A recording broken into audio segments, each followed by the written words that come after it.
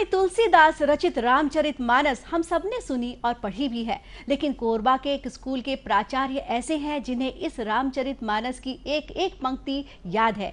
इतना ही नहीं, उन्होंने गोस्वामी तुलसीदास के इस महान ग्रंथ का छत्तीसगढ़ी में अनुवाद कर छत्तीसगढ़ी लोक रामायण की रचना कर दी है।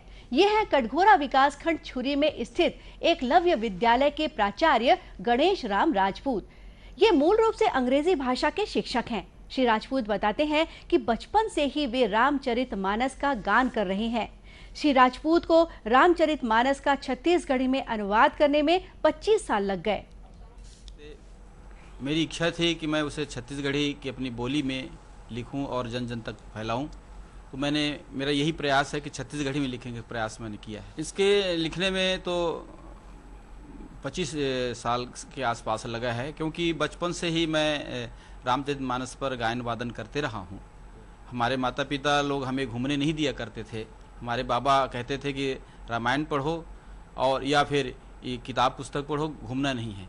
तो बचपन से ही रामचरितमानस पढ़ने की आदत हुई और आज भी प्रतिदिन मैं उसका पाठ करता हूँ। इसलिए उस पर छत्तीसगढ़ी में लिखने की जो ललक हुई, इसलिए मैंने छत्तीसगढ़ी में उसे अनुवाद करने का प्रयास किया है, जिसे राजभाषा आयोग द्वारा प्रकाशित किया गया है।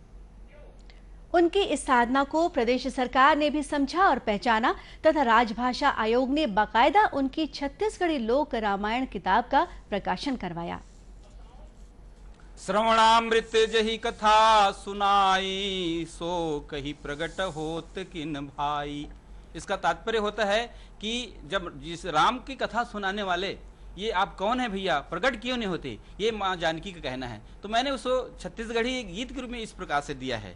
दूरी हल झन बोल ठम आ, का तोर नाव गाँवता पता, तोर बोली निकला गे चल सुना कथा। इतना ही नहीं, श्री राजपूत ने रामचरितमानस की चौपाई और दोहा पर आधारित 700 से ज्यादा गीत भी लिखे हैं। कृति साहित्य सम्मान के साथ उन्हें कई दूसरे सम्मान से भी नवाजा गया है। निश्चित रूप से कोरबा के शिक्षक गणेश राम राजपूत ने रामायण का इस तरह छत्तीसगढ़ी में अनुवाद कर अपनी एक अलग पहचान बना ली है। और इसी के साथ ये समाचार बुलेटिन यही समाप्त हुआ। नमस्कार।